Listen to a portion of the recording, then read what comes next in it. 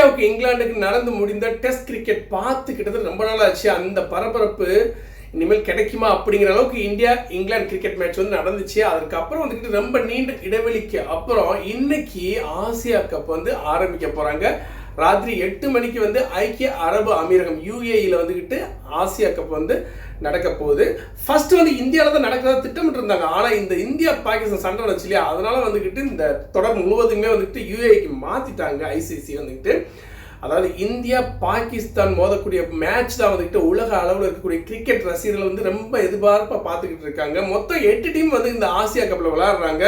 2 பிரிவுகளாக 4 நாடுகளாக வந்து 2 பிரிவுகளாக பிரித்து விளையாடுறாங்க. இதில் ஃபர்ஸ்ட் வரக்கூடிய 4 டீம் வந்து சூப்பர் 4க்கு வந்து செலக்ட் ஆவாங்க.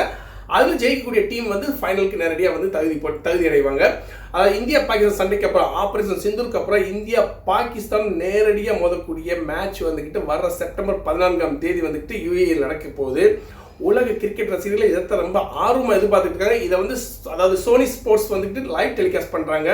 பாப்பா அடுத்த தகவல் தான் கண்டிப்பாக உங்கள்கிட்ட ஷேர் பண்ணுறேன். மீண்டும் ஒரு தகவலுடன்